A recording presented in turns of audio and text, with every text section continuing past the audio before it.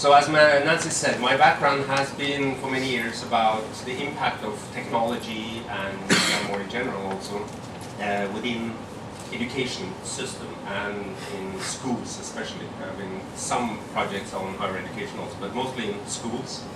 But lately my interests have moved a bit away from the technology itself.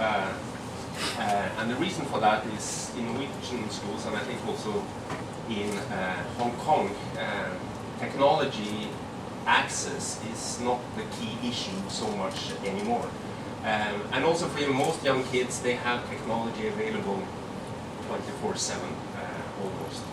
So technology sort of is there with them more or less all the time. So our interests have moved more towards the learners, which is a picture here from one of our projects in front of the screen, but also how they use technology in different ways and what role it plays within their everyday lives. The connection between what's normally called formal and informal ways of learning, which we try to move beyond.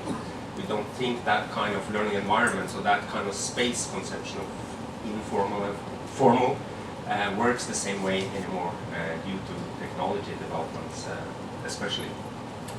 So one aspect for us in moving in that direction has been linked to the concept of literacy.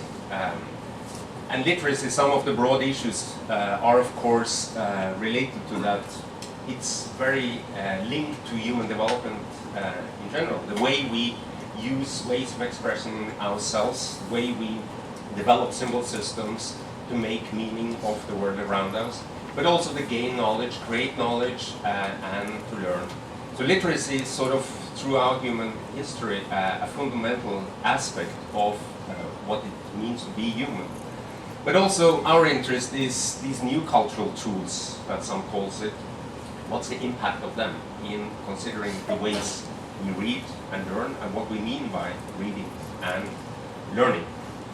So I thought I would just show a couple of videos as a start. It's early in the morning and it could be to get some music to set us up for the morning.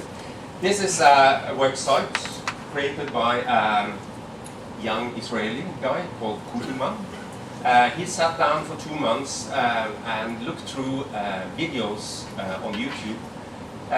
He had a special software where he then edited together the different videos he could find online, put them together and created new music out of what people put online. So it could be from a young boy blowing a trumpet in his room, showing off he can hit a good note, to a guy who's showing off a riff from a guitar, or a drummer that was playing with Steely Dan and he shows sort of the beat he was developing as playing with that group.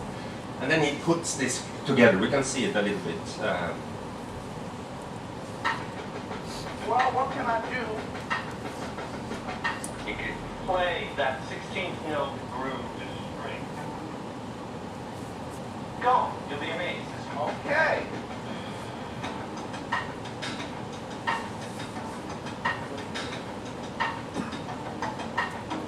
All right.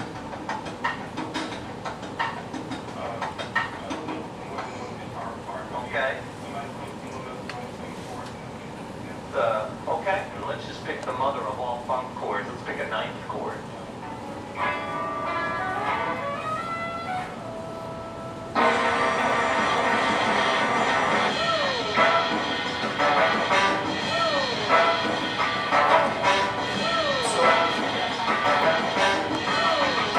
What he's done is then create an album, so he calls it Through You. So there are 7 tracks, different music, which he has put online. And then he's used different kind of videos, as I said. He explains a bit more in a special slide here what he's done. But he sat in his room at home for 2 months and created this and put it online as an activity for fun, as he explains it himself. And then he puts up all the credits. So where he's taking this one. You can see this. So this is, for example, one video that he took. A young girl sitting in his room, singing a song that she likes, and puts it on YouTube because she likes it. So we've been interested in these kind of activities that kids do for fun, often outside of school setting or whatever they call as learning. And also for literacy purpose, what is this? Created, putting together, remixed, using what's out there to create something new. And this is another video from a guy that I followed for some time, Lasse Gjertsen. He's a guy from Norway, outside of Oslo. And he's created a series of online videos where he experiments with the technology to create different kinds of things he's interested in. He's a dropout from school. He got fed up with school. He left school and started to develop this as an expertise, as a competence for himself. He did it so well, so a company got interested in him and hired him to be sort of a developer for some of these software he's a specialist in. And then he got interested, he saw the need for more education, so he went back to education and he's now at the university. We can see, so this raises issues about music playing also. It's called amateur. He cannot play one single instrument, but he can do software editing. So we can show it.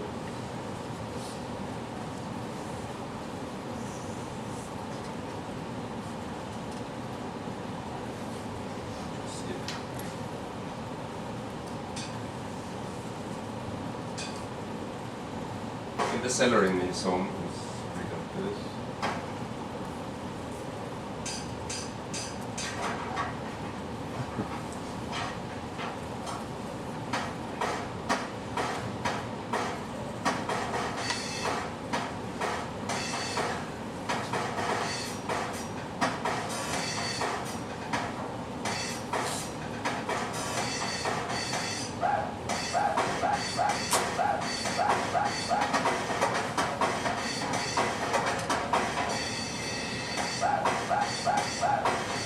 I guess you get the sense of what he's trying to do. So he also then moves on to playing a piano in a similar way. So is this music? Is this playing music? It's raising some issues about what we take for granted as literacy or ways of expressing yourself, putting together what's out there. So our interest has been, what kind of new practices are these kind of examples? He's special in some way. He's very sophisticated in the way he manages these softwares. But it raises issues about how literacy or ways of expressing yourself using technology has an impact on you as a person and personal engagement. This is a quote from a mother I interviewed in one of our projects in one school. This school is quite special in the sense that it engages learners in a different way than I've seen in many other schools. It's a secondary school, so when they're 13-year-olds, they spend 3 weeks discussing with the students about learning. So they go on a project or a tour, and they have conversations with the students about what you expect from us as teachers, us as a school, and our expectations to you as a student. And they use that also to map out the strengths and weaknesses of different kinds of students, and then provide sort of the tools needed for these students. So this mother talks about her 2 girls who have dyslexia and have a long history as school failures. They have never succeeded in anything in school and have a very low self-confidence about learning. And then they come to a school where they get provided new kinds of tools, more visual kind of expressions. And then it turns out that they have been doing that quite a lot on their spare time. So they've been filming. They have done a bit of that home before, so they had knowledge that the other students could get from them. So they had competence in visual expressions and visual communication. And the teacher put them together with people who were better at reading and writing in the traditional sense. And then they had competence in expressions through visual means that the other students saw a need for in some of the projects. So they built together a team of learners building on different kinds of competencies. So a broader understanding of what competence is and what literacy is in that sense.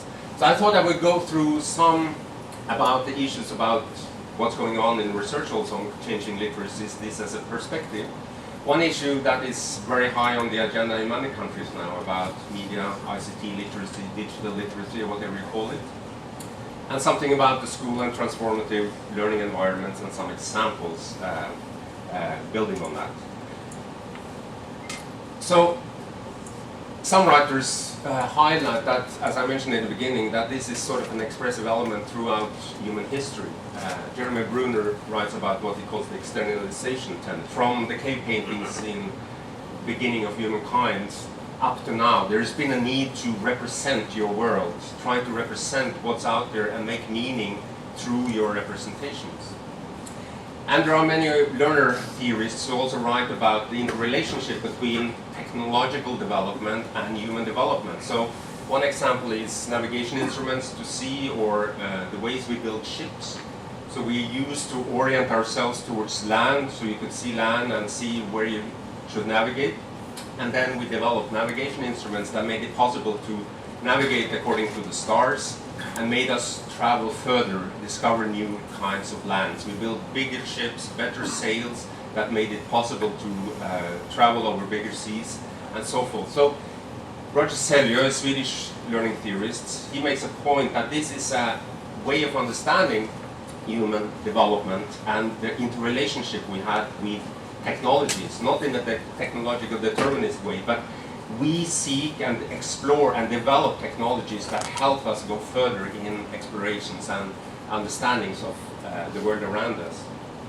Also in the way we develop materials for writing and reading, paper, ways to put together books, and now more and more online kind of aspects of reading and writing. So the point is, what do these new technologies provide for us of new affordances, a concept from Gibson? What do they represent of new possibilities to do new things? How does it change what we mean by literacy and ways of learning in our society? So it's connected, of course, to information access. Information is no longer limited to a resource. Ways of communication, user-generated content creation has come up. What does that do with the way we relate to books as information put together, where users, teachers, students produce more of content themselves? And ways of sharing, building communities around literacy practices. So we have a series of classical studies that we build on also. In the 1980s, several authors started to problematize and question the perspective of literacy that was dominant at that time. UNESCO, for example, had large-scale projects in different parts of the world with a sort of universal understanding of what literacy is. So a Western model of how we should be able to read and write, forgetting sort of cultural context. So Shirley Bryce Heath, she went to the eastern part of the US, mountain areas, 2 small communities there, Ways with Words, her book, classic book from 1983. Sylvia Scribner, Michael Cole went to Liberia and studied math, education and math practices and literacy practices there. Brian Street went to Iran and studied literacy practices there to really problematize sort of the cultural context for what we mean by literacy, not only in school, but in communities, in everyday lives. And their main emphasis is that we need to focus more on the social practices involved in dealing with texts and focus more on the implications of that. And then you have further developments in the 90s with David Barton and Mary Hamilton's book on local literacies. They took one community in the UK and studied adults and the way they use and interrelate with different kinds of texts in their everyday lives and tried to bring out a more complex picture of what literacy really is and what it means in people's lives. And of course you had then the New London group who gathered in the end of the 90s, 1996, they wrote a statement. They gathered in New London in the US and they wrote up what they called multiliteracies. And the book is called Multiliteracies, the Design of Social Futures. So the concept of multi-literacy is also this trying to bring that there are many literacies, not only one literacy. So Günter Kress was writing about multimodal literacy, James Paul G about computer and video literacy, computer gaming. And this moved into what's now generally called new literacy studies, which encompasses many kinds of studies on how young people, adults use technology and text in different formats in different kinds of contexts. So there is a handbook, huge handbook, that shows many examples of this. So one kind of definition that Langsher and Noble puts encompasses sort of this broad understanding of literacy as socially recognized ways of generating, communicating, and negotiating meaningful content through the medium of encoded text within contexts of participation in these courses with a big D. And not this kind of focus here, illiterate, question mark, right for free help. So it's to move away from this simplistic kind of understanding of the text and what we really limit down to what we mean by literacy, and question some of the ways and the impacts of literacy as a social practice has in our lives, which we think are very important. And Martin and Hamilton lines up then different kinds of propositions linked from their studies within local literacies, what they call an ecological perspective on literacy, which highlights much more that literacy practices are purposeful and embedded in broader social goals and cultural practices, and literacy practices change and new ones are frequently acquired through process of informal learning and sense making. So it puts also an emphasis that we need to look at literacy practices not only within the confined space of a classroom or other spaces as such. It's the relationship between different practices and where people use text for different purposes that is the interesting part. So new literacies becomes then a question. What are these new literacies? The new social practices that emerge due to technological developments, so computer gaming, online activities, using Second Life, whatever kind of social practices that young people and adults are involved in using technology for certain purposes. What impact does these technologies have? And what does it mean really to read and write? We have a very traditional way of thinking about reading and writing as the book, and we still write books about these kind of issues. We should move away from that maybe. But it's really about the access to and ways of interpreting information. So books give us information in a certain way, in a symbolic way, letters written up. But it's also the ways we write, but also other ways of expressing oneself through different kinds of symbolic systems. But these true dimensions could be interpretations of literacy in that sense. And then for us it's a issue of how this challenges the traditional ways we think about school, classrooms, organizations of learning and literacy, and the traditional conceptions of knowledge production itself.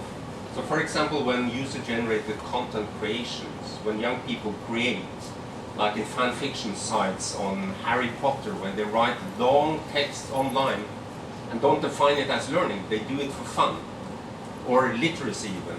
And teachers I talk to, they don't know that their students are involved in these kind of practices. So we have one girl who's writing a blog constantly, and she never shows it to the teacher, and the teacher doesn't know she has a blog ongoing that many reads. And we question, why does this happen? What kind of practices are they developing then outside of school that could be of relevance? And that's an important question, what kind of relevance we should then define these practices to have linked to learning in schools. So we have a lot of studies also showing these kind of different practices that young kids are involved in. So EU Kids Online is a large study in the EU, throughout all the countries in the EU, about online activities of young people today, 9 to 16-year-olds. So they go online every day, 60%, 76% watching video clips, 62% engage in instant messaging, playing games quite a lot, and have social networking profiles. And you have a large study in the US, Pew Internet and American Life project, which also highlights a lot of the similar kind of developments. They have focused a lot on content creation, user-generated content creation, and show that what they call super users, there is a large percentage in the US who could be called super users. Maybe not as sophisticated as Putiman or Lasse Jackson I showed in the beginning, but they're putting information online and creating content for different kind of purposes. But I think there are at the same time important and interesting cultural differences, because in a Norwegian sense we don't have so many of these super users. We have more lurkers who go online to find information and search and short messages and be on Facebook and so forth.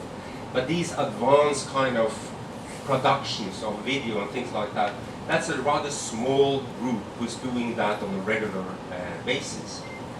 And Dana Boyd has described why this has hit in the US so much, partly because of the social dynamics of young people. They have less opportunities to go out by themselves. They have to be driven to meet people at the mall or to go to different kinds of activities. While in Norway, you just go out and you meet your friends on the street or wherever. So that movement and flexibility of moving around has maybe also an impact on the way you use technology in this sense. And we have several studies also showing the differences of how technology is used at home and ICT used at school. This is a rather old study we did in 2005, but it shows some of the, both for teachers and students, the differences in ways of using technology. So they use it more often at home. They use more sophisticated kind of software and experiments, while in school it's mostly on PowerPoints and Word documents they operate. And also that they're involved in more sharing and sharing products and communicating in their everyday practices much more than at school. So this is a guy, Diakopoulos, well, reference is not here now, but it's an American, Diakopoulos, who's moved to Norway now. He's written about what he calls the development from the relationship between a person and a media piece, a content, from sort of an author. I write a textbook, I go to my cottage in the mountain, I sit there for a month or two and sit and write up my book. I deliver it to the publisher, they print it, they send it to the bookstores and people can buy it. Towards a more collaborative authoring, as he calls it, where different people contribute into one piece of content, one media piece. So in Knowledge Forum or something, people would share in and put something together to create one single media piece. Or where this example from Lasse Jackson or Kutiman, where he picks from what's available out there online on YouTube videos and put it together for themselves to create something new. And his point is that we're probably moving into what he calls remix in the wild, where many people are doing this and sharing it online with new kinds of remixed videos. And if you go online, you can find, and YouTube especially, you can find many examples of people who's taking things from what they can find from others and edit it together, create something new, put voiceover or new music to it, and sort of a new media piece comes out of that. So these developments on understanding literacy is part of this. So as I mentioned, media and digital literacy has come up as a new kind of issue related to these kind of technological developments and linking it to literacy. In Norwegian, we don't have the concept of literacy. We will normally call it alphabetization. So we don't have the similar kind as you have in English. So we often use the concept of competence. digital competence or media competence is sort of the concept we use. And within Europe there is discussions about concepts and what kind of concepts to use. But this has really moved since my interest in media literacy from the beginning of the 1990s. Then it was more an issue within media studies in schools, where you learn about media, you reflect about the media, but you also produce videos or journalist articles and so forth. And media literacy was a key aspect of what is media literacy, especially on critical reflection in a media society. How can we develop critical reflection among students, judgment in their dealings with media in their everyday lives, what they see on TV and so forth. But since the 1990s, it's become one of the key aspects of 21st century competencies. So in this assessment and teaching of 21st century skills that Nancy and I was part of, it was defined as one of the key competencies, the 10 key concepts that we develop, ICT literacy. And within the EU now, this is the hot topic. That is, they have large-scale projects on digital literacy. That's defined as one of the key 8 competencies that everything that EU writes around education and learning, higher education in schools now, relates to digital literacy one way or another. And they have also what they call media literacy kind of initiatives. So they use both concepts. And there is a project I'm part of that focuses and try to look at some of the implication of these kind of policy-driven often initiatives around digital literacy and media literacy. So this is just to say that it's gone from more the margins and become a key aspect of how we define and discuss technology within education today, and for a look towards the future. So in Norway we have now a national curriculum from 2006 where we have 5 basic competencies that runs through all the subjects in the whole curriculum and all the levels. And one of these 5 competencies is digital competence. So we have reading, writing, numeracy and oral skills and digital competence. So that means we have moved from a situation where teachers can use technology, or when they see fit they can use technology. Now all teachers, even though you're going off with pension next year, you are entitled to use technology in certain ways within your science education, in history, or whatever subject. Even in gymnastics or physical education, they use it to track pulse rhythms and things like that when you do training. So technology is in all kinds of subjects. But it has been brought up a big question about what is it really? And how do we measure it? How would teachers then measure sort of digital competence in their students?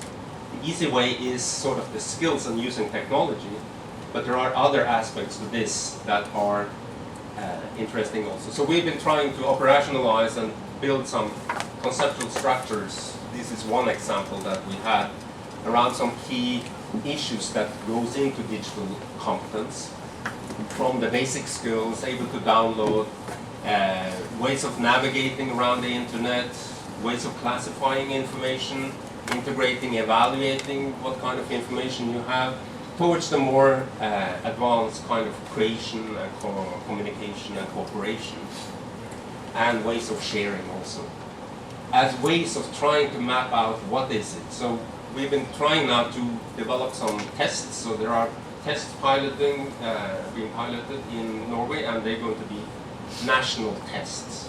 The problem with many of those, and also these international tests that are in progress now, is that it's easy to measure sort of the basic skills in operating and navigating and classifying kind of information.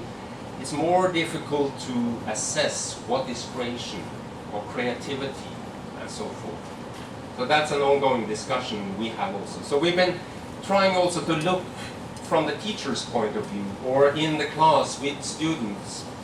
How do we understand what digital literacy might mean for within classrooms and using technology in activities, going through different dimensions? So the easy one is, of course, what used to be called computer driving license. And you get a certificate that you're competent in using this and this within technology. That's a sort of the easy way to define. What we have highlighted also is that technology itself and technological development is a knowledge domain in itself. So it's partly linked to the programming as such, which used to be big in the 1980s. So some argue that students need to know a little bit about the black box. That it works in certain ways, it structures your activities in certain ways. It's not open or for every kind of activity. But also media society more in general, and the aspects of that kind of knowledge domain. What's been interesting for us is also to look at, through some of the projects we had, that some teachers and students started to talk about their subject and what they were doing as changing the element of knowledge within those subjects. So in art education, using new programs, technological programs, made you experiment with colors in a new way, or you can design different things than you could before in a more manual way. Or students who's talking about that RoboLab makes it easier to understand how things work in physics education and mathematics and so forth. And biology, you get updated data from research communities about diseases or what they're working on. That changes some of the aspects within knowledge domain, and that's important for us, also in a literacy sense, discussions with teachers that maybe your subject is changing when you start to involve and use technology in a more advanced way. Or kinds of information literacy. Here's a quote from some students I were interviewing, and like the last voice says, if you search on a browser they use often in Norway, then it's mostly the things on top that are correct. The things below are just stupid things that just came along. So when you know how our browsers operate, you should not trust what you often get on the top. So it's ways of gaining understanding and ways of searching for information, the competencies in dealing with information in that sense is important. And also for us about broader issues about citizenship in a digital age. That the students we get into our schools today that will be living in a society in 10, 13 years need to also become citizens in this society.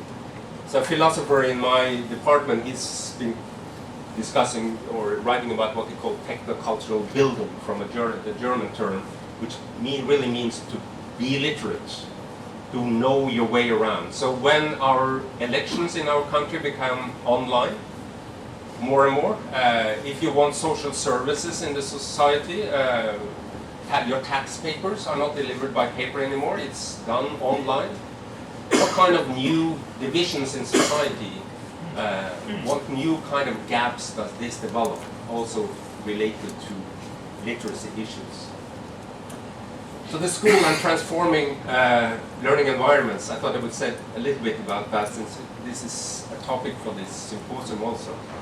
So in Norway we moved sort of from issues about access to technology, ways of implementing technology in schools, ways of using it, towards more 21st century skills issues. But for our policymakers, they're saying now that we invested so much in technology in schools, it's there, but we cannot really see the implications, the outcome that we sort of expected 10, 15 years ago. So part of that discussion we have with policymakers is it's more related to ways of understanding learners, the ways of engaging learners in different ways of using technology, focusing more on the learners and the needs of learners and who the learners in today's schools are, and what kind of affordances, what kind of learning environments we should provide for them in different ways, and go from there to define what we need or mean by learning environments from the student's point of view. So in the literature, there are many who's now trying to problematize these issues of place-based learning, spaces of learning, trying to problematize what we mean by a learning context, defined by the learner his or herself, but also saying that the context is not something that surrounds you in a Bronfenbrenner kind of way. Like Michael Cole tried to emphasize, that context is something you interrelate with. It's part of you. It's when I'm here, I'm interrelating with you, and this room gives me certain kind of affordances. So context is more process-oriented. It's not static in that sense. And many try to then also emphasize this link to more literacy issues inside and outside of school, saying that these spaces, we need to look more in connection to each other. So we can have a discussion about what we mean by a learning environment. I think that's an important discussion of what is a learning space. Who defines what is a learning space? Is it we as teachers, or should we try to listen to the students and what they define also as learning spaces sometimes? So here is a development from the traditional classroom to more interactions between teacher and students using technology, and at home the student with his father sitting working on technology. So we've been trying to look at then one dimension of this is the interrelationship between online and offline environments, so the classroom and spaces online that they are involved in, but also this dimension of inside and outside of school. How can we study that and understand that better, linked to literacy and knowledge practices? So I thought I would mention two examples. One is a project called Space to Create, and the other one is a project we have ongoing called Learning Lives. So Space to Create is a project that started in Berkeley in the US. So it was a social networking site, more or less like Facebook, but they developed it as a closed community, so you needed a password to enter. And the intention was to engage young people at risk, young people who's more on the outskirts, margins of the average young people. So there were kids in Oakland, in San Francisco, in Manhattan, US, in Oslo, South Africa, girls' school in India, Australia, Taiwan is now in also, and there are other countries that have joined this network. So we followed one class, 29 students, throughout one academic year, focusing especially on English lesson, because the teacher here saw it as an affordance in the English teaching. They could learn more English by interacting with students in other countries. This was a low-income area in Oslo, a high percentage of non-Western immigrants. So the challenges for the school were quite high in trying to engage these students. And when we first entered the school, the classroom were very noisy, a lot of behavioral problems, oppositions between students and teachers. So the teacher was struggling in bringing sort of the attention and the focus of the students to the tasks. So I'm just focusing on two girls here to highlight one of our findings from the project. So this is one girl, she's from Kurdistan. She is very quiet in the classroom. She sits, never raises her hand. She values being with friends quite high. She uses her computer at home for a couple of hours every day, playing games, chatting MSN, but also doing homework. She likes Kurdish music and Arabic films, and she does not use email or Facebook. She doesn't have a Facebook profile because she doesn't feel safe in that environment. But she uses the internet also to chat with family living in Iraq. The other girl is more active online, Yasmin. Uses MSN to chat with her friends. She visits Facebook and a Norwegian site, networking site. And she builds up her own profile in certain ways to position herself as a young people in the site. So we found that about half of the group in this class, many of them girls, they saw this new space, an online space, which they use both for school project, but also for what normal young kids use Facebook for socializing. Half of them used it more for school-oriented kind of tasks. They saw it more as a prolongation of what they did in the classroom. So most of what their discussions were were connected to what they were doing at school or in the classroom, while the other half were much more friendship-oriented. So Konya, who does not have a Facebook profile, she became very active within this environment and saw this as a new space where she could perform herself in new ways that represented something totally different for her as a learner and the practices she developed in this site. So here is just an extract from the online discussion. Everything was in English that they made. But here Yasmin talks with a friend in her same class, and they're discussing grades and what they get on some of the activities in school. And they discover they can go online in the site to find out what the teacher had given them on the grade on a specific test. While Konya is developing relationships much more. So she communicates here with a boy in the US, in Oslo. And they start by trying to define what time it is here, the differences, and move more into the where you're from. I'm from Iraq, and he thinks that she's actually in Kurdistan or Iraq, but she's living in Norway. So they use this as a way in to build kind of relationship and learn from each other. So these two created kind of a close relationship and started to develop different kind of activities and writings about their everyday life to each other. So one other aspect is about content creation also. So one example is a case, especially Konya, a school project they had. They were going to make films in different groups about youth and alcohol abuse. So the issues of alcohol in being a young person in Norway.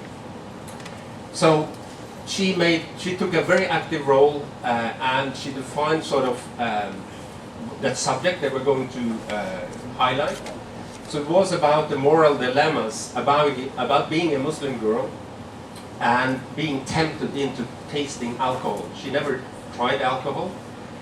So she built a story first about chatting online using Space to Create, then meeting her friends, one tempting her to drink alcohol, with the consequence that her family sends her back to Pakistan. She's really from Kurdistan.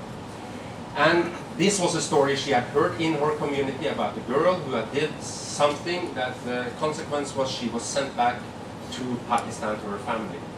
This they posted online on Space to Create, and it created a lot of discussion. And other kids have heard similar kind of stories, and it became a big moral discussion about what is this, and what to be a young person, and the impact of some of these things. So they created activities and writings around these things. So we've written about some of these aspects of these as personal trajectories and ways of literacy practices where they write and create and use the tools to provide some of their interest in developing this as a new space, especially for half of the group in the class, but also to look at this as a web of formal and informal ways of activities. See, the time is running, so I'll go through this short example. It's the new project that we've been involved in that we're trying to brand it as Learning Lives, and the purpose of it is to look at learners more in an expanded way, that we follow not only students at critical moments in their transitions within the school, from secondary to upper secondary school, from upper secondary school into university. What happens in these transitions when they position themselves as learners? What's at stake? What plays a role in the decisions they make? And how do they have a self-concept of themselves as learners, a learner identity? And the other axis is following these learners from the classrooms and shadowing them into their communities and look more closely at what they're doing. What kind of practices are they involved in, and how might this connect to what they're doing at school? So we have more an ethnographic approach using different methods, and we're moving now into developing a survey based on this qualitative data to try to see if we can make some other kind of claims about this connectedness between sites.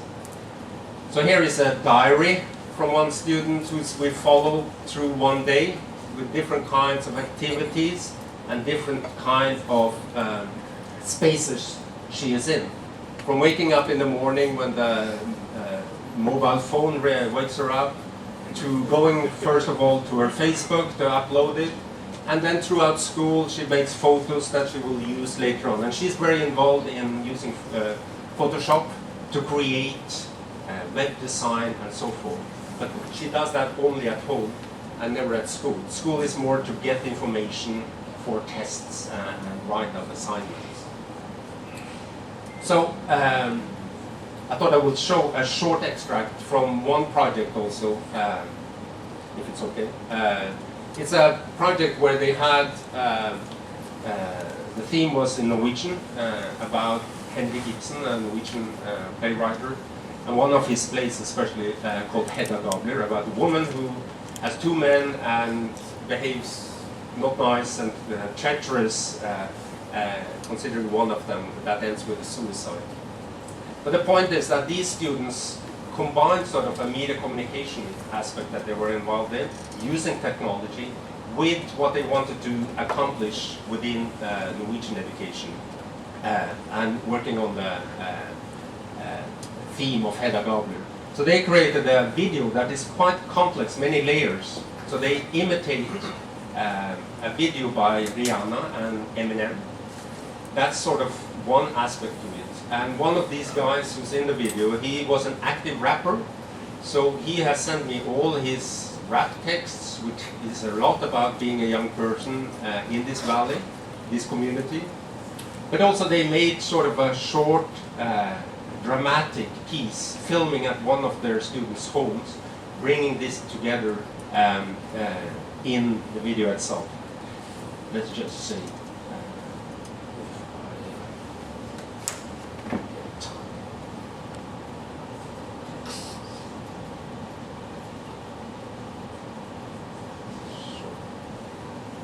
To open the video.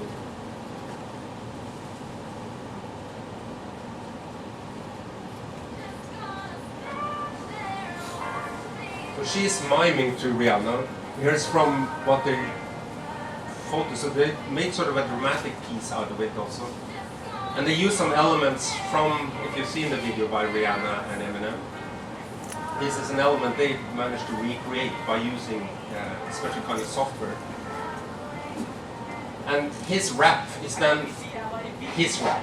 And it's a rap about Hedda Gabler. So he's commenting on Hedda Gabler as a treacherous woman, playing with men.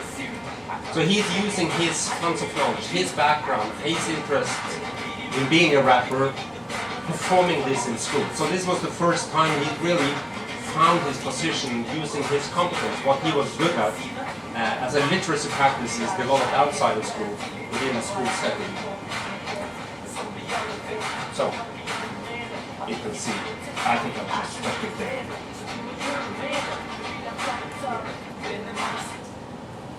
You get the sense. Sorry.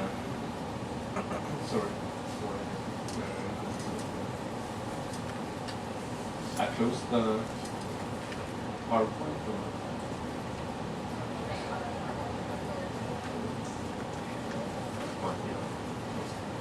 So the point is that they then get sort of an access to resources and be able to play drawing on their. Sorry for that. So using these kind of everyday practices in school settings becomes important for these students in certain ways. So the questions are more on the applications of this, ways of drawing at assessment. What are we assessing? How do we assess? So in this example, the Norwegian teacher and the media communication teacher sat together, and he was sort of evaluating the video and the ways of expression, and she was evaluating the content of what they expressed through rap texts and so forth. But it becomes a more complex way of assessing. It challenges sort of how does it cater, the curriculum cater for these kind of relationships between knowledge practices inside and outside of school. And also, how do we build sort of this into teacher educations and teachers' understanding of these kind of issues. So in the project we're having now, we're focusing more within the teacher education, how they better can prepare coming teachers about these kind of issues, which are issues they will meet in their everyday practices as teachers.